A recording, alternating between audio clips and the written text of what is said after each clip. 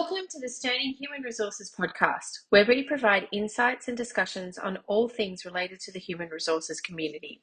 At Sterning, we are dedicated recruitment professionals with deep networks in the HR industry. We specialise in sourcing HR professionals on a temporary or permanent basis and are committed to delivering tailored advice and the ideal results while maintaining the highest standards of service, integrity, and quality control. Our podcast will keep you up to date with new HR roles, thought leadership posts, industry discussions by subject matter experts, and updates on the HR market. Join us as we discuss topics such as generalist HR, learning and development, remuneration and benefits, industrial relations, OD, HRIS implementations, change management, recruitment, and much, much more.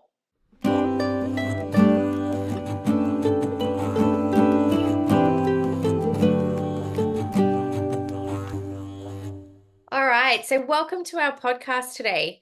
Today we are honoured to have Elisabeth Shaw, the Chief Executive Officer of Relationships New South Wales, a renowned organisation dedicated to relationship support, change and development services across 22 locations. With her extensive experience in executive leadership, clinical psychology and ethical consultation, Elisabeth is a trusted voice in the field. Her commitment to promoting healthy relationships and supporting vulnerable communities make her a leading authority on addressing chronic loneliness and its impact on mental and physical health. Join us as we delve into the profound insights that Elisabeth brings to this important topic. Thank you for joining us, Elisabeth. I know that you're very busy advocating on behalf of lots of different things for Relationships Australia, New South Wales, and thank you. I appreciate your time. Oh, delighted to be here. It's an important topic. It is. And can you elaborate on the concept of chronic loneliness and its potential effects on both mental and physical health? Look, I think what's really important to look at with loneliness is that it is a normal experience that any of us can feel across the lifespan. So we can move in and out of feeling lonely. And so in some ways, it's a normal and tolerable life experience, like many of the other tough emotional expressions that we have, feeling angry, frustrated, bored. So I think we should normalize it in some ways. So and learn to tolerate it and work our way through it. When we're looking at chronic loneliness, we're looking at people who really struggle with an ongoing sense of disconnection, perhaps a lack of place in the world, a sense of not really feeling like they're connected to others in meaningful ways, a sense of isolation and sometimes almost melancholy that is actually quite separate to how social they look. So this is another really sort of interesting and concerning thing about loneliness, is that we often have a picture of loneliness being the elderly person who's lost their life partner is sitting in a chair in a nursing home. We have this stereotype. And almost when we say that, we think, oh, well, that's your lot in life. It's not as if that makes us more compassionate or more engaged with it. It's more like, well, that's when you'd expect it and you've got to cop it at that point. And not only is that not true, but when we look at research, what we find is that groups that you would think are at the height of their, living their best life, like younger people in their early 20s, people sort of 35 to 45, there are pockets of cohorts and loneliness that's quite separate to whether they look like they're surrounded by others. And so someone might be quite social and still feel quite lonely. And that's why this topic is actually quite nuanced, that you can make assumptions about people's state of mind based on what you read in their environment, which may not be quite true. Yeah, absolutely. So there's lots of misconceptions around that loneliness and the age demographics. And because I know, like, when you think about it properly, I think when I became a new mum and being away from work, and work was a big connection for me, I think looking back, you do feel that. So I can't imagine what it's like on an ongoing basis. And how do you think it manifests in different populations? So single parents, young people, and what unique challenges do they face in combating loneliness? Well, I think with younger people who can be surrounded by others and feel lonely, or may not be surrounded by others, there's a real sense of pathologizing it. Well, I'm lonely because I must be inadequate or boring or not worth much, because people are still building their self-esteem. And they're often looking around, and we all have this confirmation bias. So we tend to look for information that confirms our beliefs. So younger people can look at other supposedly successful young people and think, well, I'm so far from that. So there can be a real sense of pathologizing it. And this is the value of social media, is that people can find their tribe, their connections online, but that's not a replacement for flesh and blood in your life, but it does mean that they've got avenues that perhaps previous generations didn't have. So I think it almost is an olive branch that also helps. It means you can find people just like you, but you also might feel like you can only build that in an online environment. So I think younger people are particularly vulnerable because of that isolation that can be pathologized. And it can also be linked to a sense of identity that I'm just not socially successful. And it can also be a vulnerable time because others are likely to dismiss it, to say, oh, these are your best years. Just get out and make new friends. And it's not necessarily, about that. So I think that's a vulnerable time with a certain set of factors around it.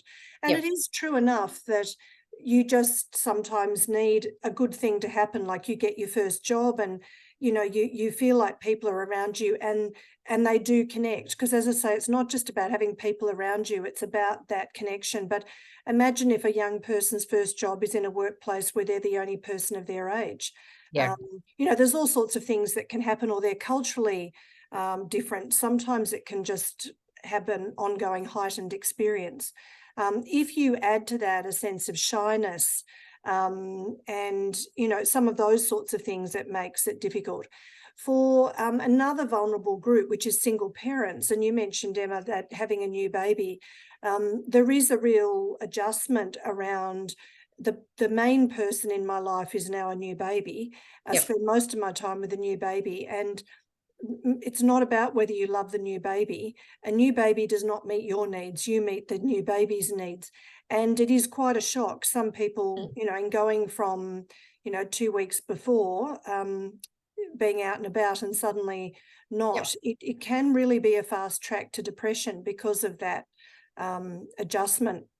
But in fact, single parents are generally, both women and in fact male parents, a bit more than single female parents, can really struggle with loneliness. And you can also understand that, although we haven't thought about that until we saw the research, because often you have a limited number of babysitting resources. You may have a sense, well, I'm the only person here, I really should step up and not put myself first. It may well be that, most of their friends are in couples, so they don't feel like they can intrude. Your babysitting options, as I say, are limited, but your financial situation may stop you doing anything about that. So, and for single fathers, there's simply a lot less on offer. They can't really go to mothers' groups, and there's still far fewer men at home. It's very easy to feel very, very isolated. And again, just to think, I better suck it up. And how do you talk about that? And that's where, again, online groups are terrific, because you can find parenting cohorts in your local area or outside, which just make you feel at least that you're not alone. Absolutely. And like you, so looking at that demographic, so single parents and other age demographics, you talked about like the young person getting their first job. Can you, like in your experience, like when they get into the workplace or they're in the workplace, how do those workplace relationships play in combating loneliness? And what strategies can leaders implement to promote a sense of community and belonging among employees? Look, I think it's a really interesting question because good employers are looking at how can we assist our staff with positive, robust mental health. That's good for them. It's good for productivity. It's good for, making sure people aren't off on workers' compensation or, so there's a lot of practical economic reasons. And that it's okay to have those as reasons too, because they all lead back to the goal of looking after your employees. So it's okay that there are multiple strands. But I think a lot of employers also feel a bit ambivalent about, well, how much of that is actually my job? And, I can't suddenly create a life for my employees that they don't have. And it can be an internal state of the employee. It's, as I say, because it's not necessarily about whether they have a social life or whether they have people around them, it could actually be an internal sense of disconnection, not being able to reach for the people and resources that are on offer. So it's quite a complex sort of interplay. So I think the way employers can look at it is back to that. What is the ideal workplace culture that I want to, as a leader, create? And so what would be good for the workplace? And in fact, how many boxes of healthy workplaces for employees can I tick through that strategy? So I think, again, considering it like that. So I think what we do need to consider is when we often talk about work-life balance, what we think of is these two separate spheres. And I think this has really let us down because more people have a sense of life. There's life. Yep. And work meets certain needs and home meets certain needs, and it ebbs and flows. Early in your career, you put a lot of hours into your work, and that's normal. You're building your identity. When you're a working parent, you're often doing the minimum hours and rushing home. There's lots of different things that mean your relationship to work changes.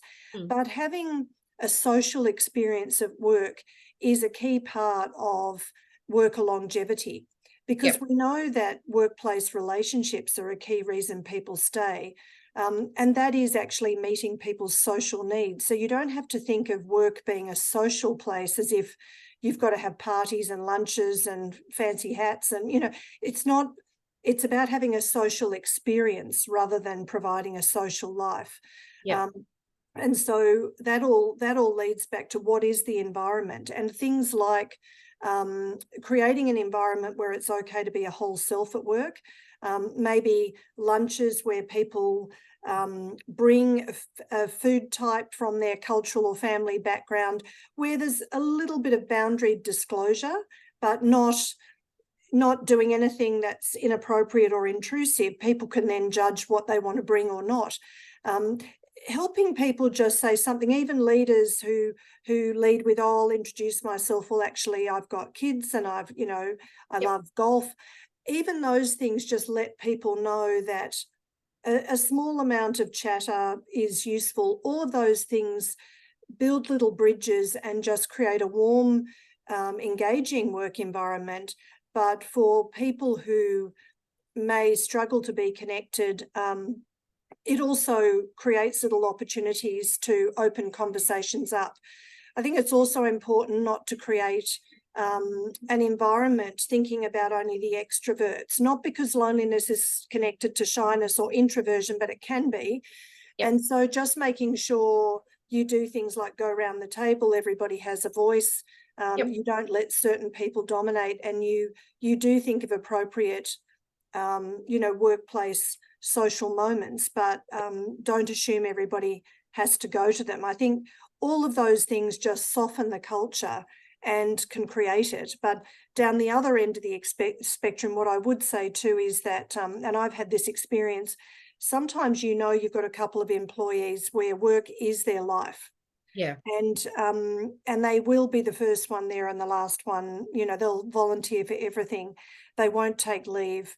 They often turn up at work sick.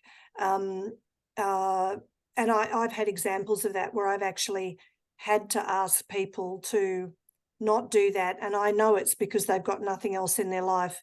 That's also a tricky situation, because sometimes in work environments can make use of those people. Say, oh, well, they seem happy to come in early, we'll get them to do that. What you're doing is feeding the problem. Yeah, absolutely.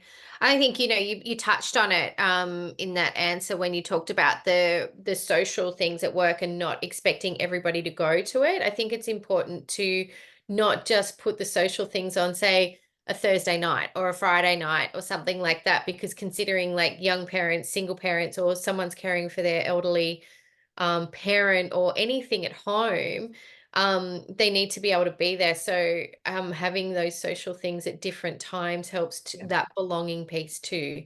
You're actually thinking about them, not just saying, no, you might not be able to Well, come to that. that's right. You don't want to set up a work norm where you're obliged to be at Yeah, later events, and also then alcohol's involved, and exactly. there's a whole lot of other things that Yeah, that can happen. But it's remembering you want work to be socially engaging. yeah, That doesn't mean you have to create a social life.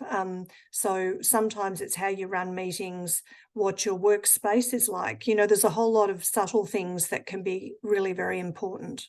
yeah, absolutely. And so how can leaders identify signs of loneliness among employees, and what supportive measures do you think that they can implement to offer assistance? I think sometimes when you're seeing someone that's lonely, it's certainly true enough that you may see other characteristics, like they're quieter, Yep, they're not as engaged, they are the person maybe prepared to stay back while everyone else goes to lunch and staff the phones.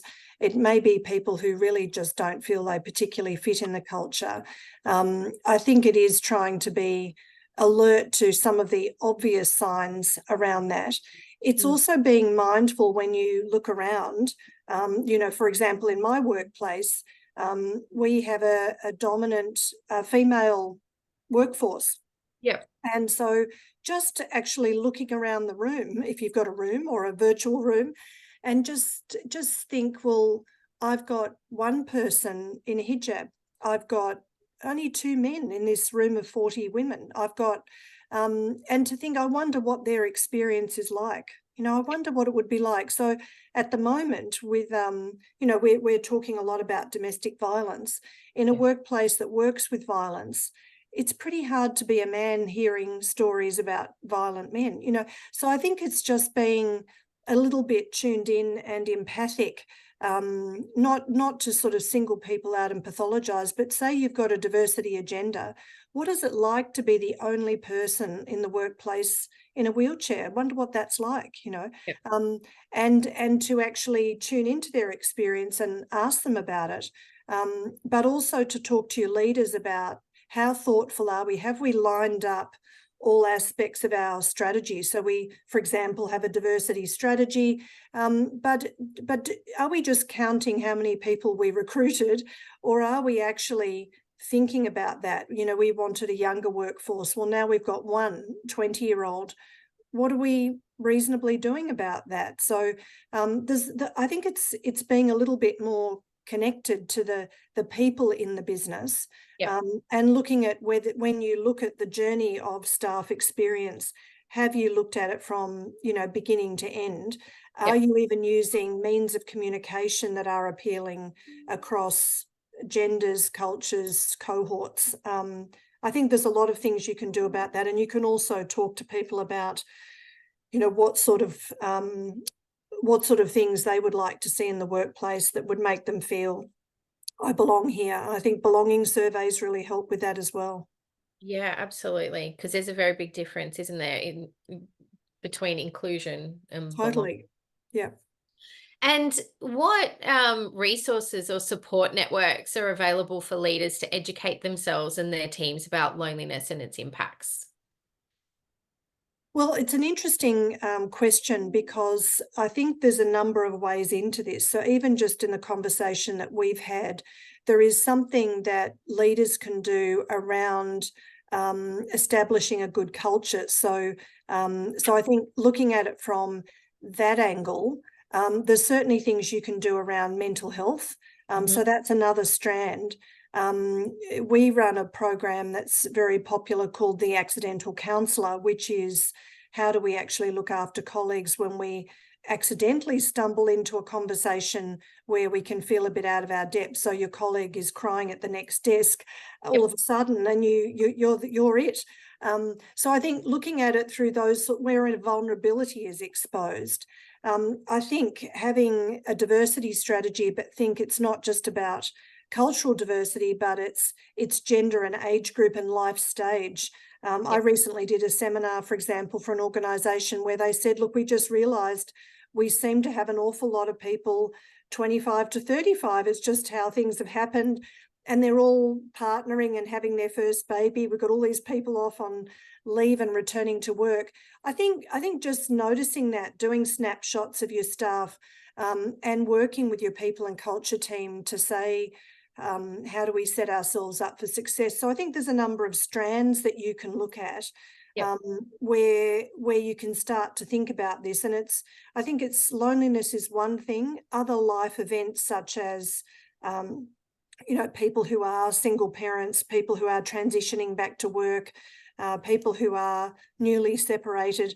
Again, as a leader, you can just feel overwhelmed and say, I can't get it right. So think about this, but don't get overwhelmed by it. Just say, okay, what can I broadly do to have the culture that is warm, is welcoming, is flexible?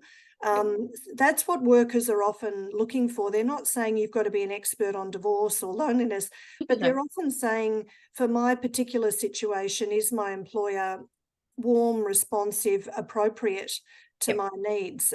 So that's where you can be very successful as a good organisation. Absolutely. So the right balance of head and heart and understanding, where people are at in their life stages, or even, mental health as well. So, could you lastly, I would love it if you could advise leaders on, or your advice for leaders on advocating for and prioritizing workplace mental health and wellbeing initiatives. And I guess it's not just loneliness, but we've talked about it all through that belonging piece. So I think, how can they advocate for that? Look, I think what's important, because it is a worry to employers, what sort of, how do I get this right? Feeling a bit afraid of what you can unleash in the workplace, some ambivalence about, look, I just want people to come in and do their job. That's all I want. I think this can be quite overwhelming. So I do think saying it is about the workplace culture. What would be a great workplace culture? And that's often a very optimistic thing, rather than how can I look after people who are struggling, which can feel almost like you're pathologizing or moving into worry and risk management, which absolutely needs to happen. If you try and think about it as, what sort of leader do I want to be, and what sort of workplace culture? When I do a staff survey, what would I love my staff to feel is on offer? Often it is things like,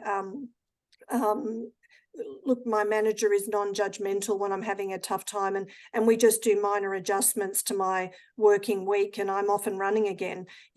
I think just to find that being responsive and flexible in quite a boundaried way can be enough. I do think running programs around mental health, and also things like the accidental counsellor, are just really helpful, again, establishing some guardrails about how you go. But I think just remembering that in any workplace, a range of things is going to happen. If you attract employees and they stay for a period of time, then you're going to go into the ins and outs of their life as it unfolds. And so to say, I don't need to see this as a big mental health problem or something to worry about, but actually a great employee who stays with me, I might be with them through their first 3 children. I might be with them right through to retirement. I might be with them through I might go to their wedding, and I might also be there for their divorce. I mean, these are the things that you get when you run a good workplace where people stay. So to also say, look, that's normal. We can struggle, but also be really good employees. How do I just sort of work without going into a risk management framework or have some terror of poor work boundaries? I think I think being kind, compassionate, but very clear. Yes, the workplace can offer this, and I'll encourage you to do your part to look after yourself too. You can have a really Yeah. accountable conversation while Yep. being a caring leader.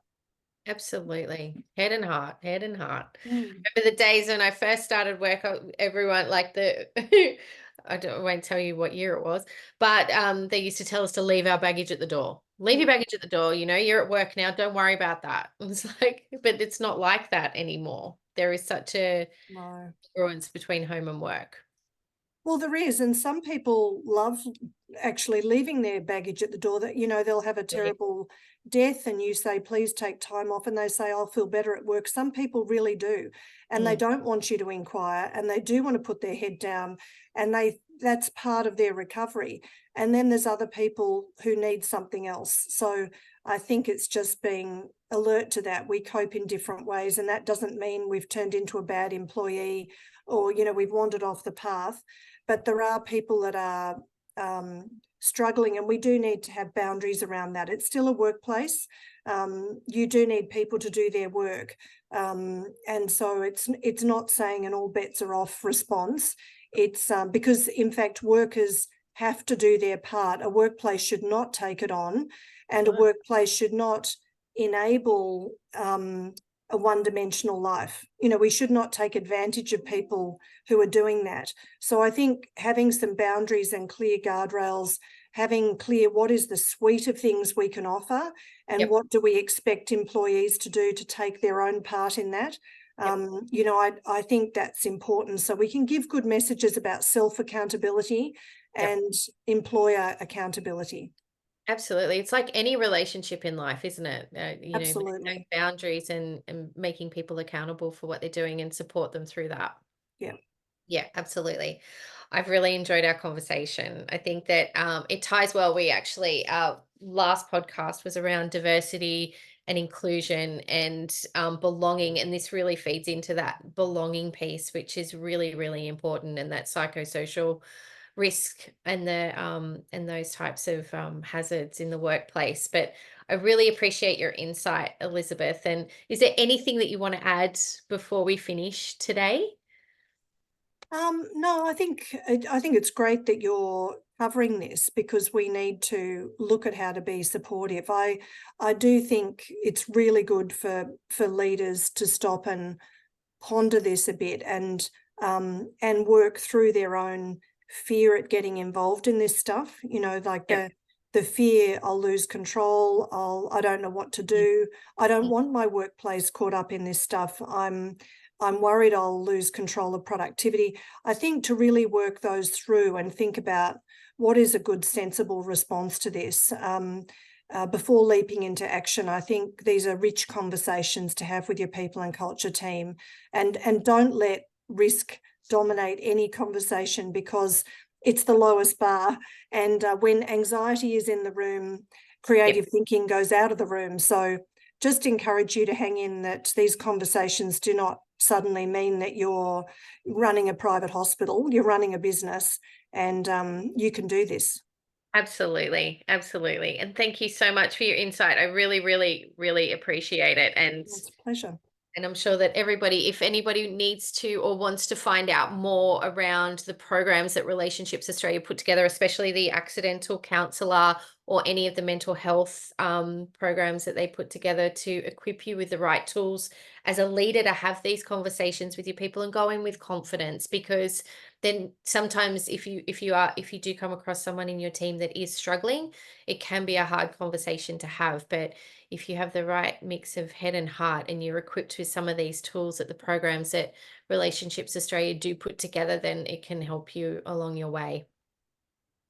Thank you, Elizabeth. I really appreciate your Thanks. time today. Thanks, Very Emma. valuable. Thank you. Thank you.